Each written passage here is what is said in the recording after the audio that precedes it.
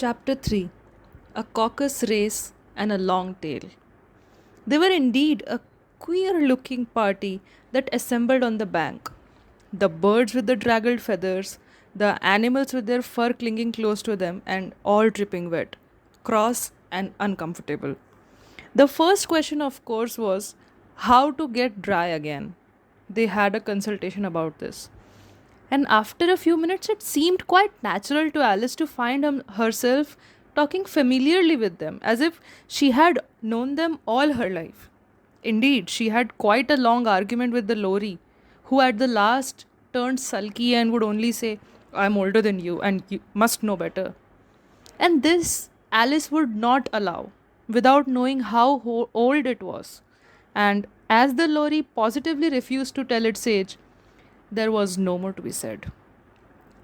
At the last, the mouse, who seemed to be a person of authority among them, called out, Sit down, all of you, and listen to me. I'll soon make you dry enough. They all sat down at once, and at a large ring, with the mouse in the middle. Alice kept her eyes anxiously fixed on it, for it felt sure she would catch a bad cold if she did not get dry very soon. Ahem, said the mouse with an important air. Are you all ready? This is the driest thing I know. Silence all round, if you please. William the Conqueror, whose cause was favoured by the Pope, was soon submitted to by the English, who wanted leaders and had been of late much accustomed to usurpation and conquest. Edwin the Morcar, the Earls of Mercia and Northumbria. Said the lorry with a shiver. I beg your pardon, said the mouse, frowning but very politely. Did you speak? Not I, said the lorry hastily. I thought you did, said the mouse. I proceed. Edwin the Morcar, the Earls of Mercia and Northumbria, declared for him, and even Stigand, the patriotic Archbishop of Canterbury, found it advisable. Found what? Said the duck. Found it. The mouse replied rather crossly. Of course you know what it means. I know what it means well enough. Well, I find a thing, said the duck. It's generally a frog or a worm. The question is, what did the Archbishop find? The mouse did not notice this question, but hurriedly went on. Found it advisable to go with Edgar Atheling to meet William and offer him the crown. William's conduct at first was moderate, but the insolence of his Normans. How are you getting on now, my dear? It continued, turning to Alice as it spoke.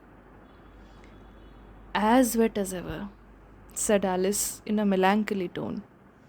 It doesn't seem to dry me at all. In that case, said the dodo solemnly, rising to its feet, I move that the meeting adjourn for the immediate adoption of more energetic remedies. Speak English, said the eaglet. I don't know the meaning of half those long words, and what's more, I don't believe you do either. And the eaglet bent down its head to hide a smile. Some of the other birds tittered audibly. What I was going to say, said the dodo in an offended tone, was that the best thing to get us dry would be a caucus race. What is a caucus race? Said Alice. Not that she wanted much to know, but the dodo had paused as if it thought that somebody ought to speak, and no one else seemed inclined to say anything. Why, said the dodo, the best way to explain it is to do it. And as you might like to try the thing yourself, some winter day, I will tell you how the dodo managed it. First, it marked out a race course, a sort of a circle. The exact shape doesn't matter, it said.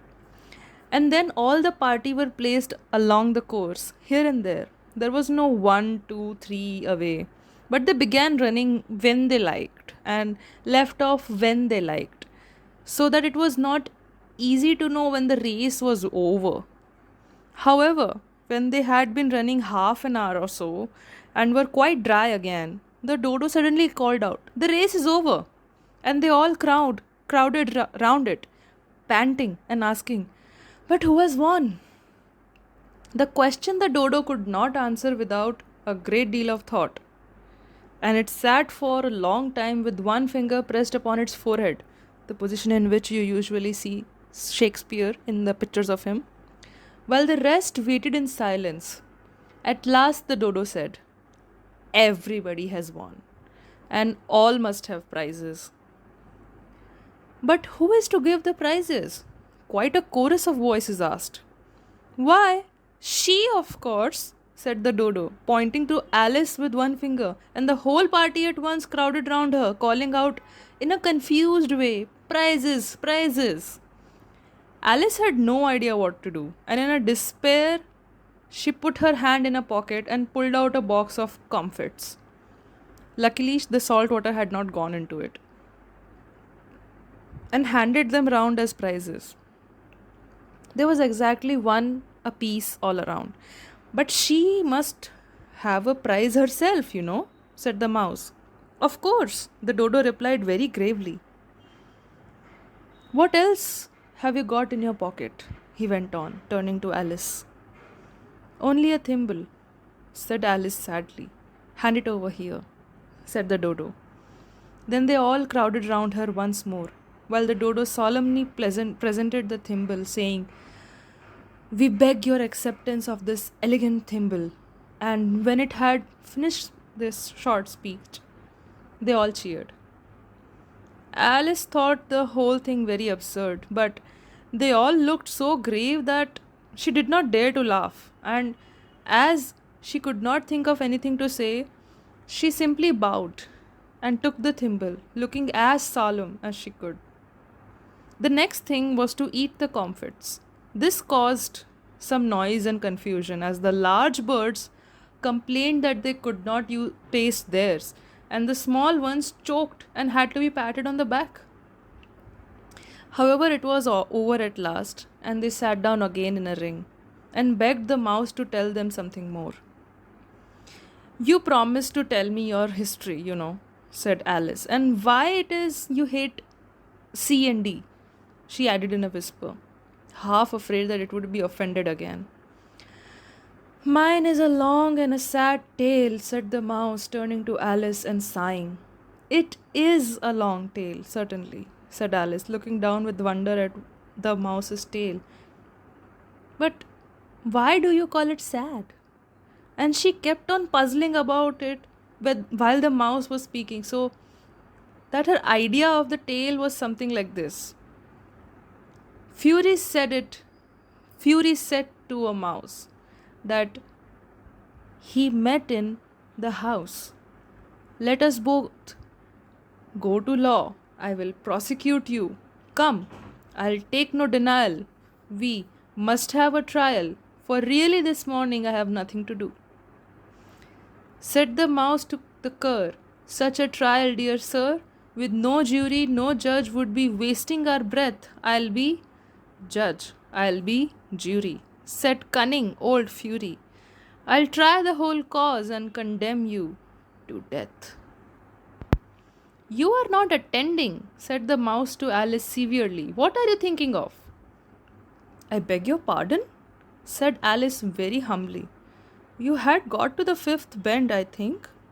"I had not," cried the mouse, sharply and very angrily. "A knot," said Alice, always ready to make herself useful, and looking anxiously about her.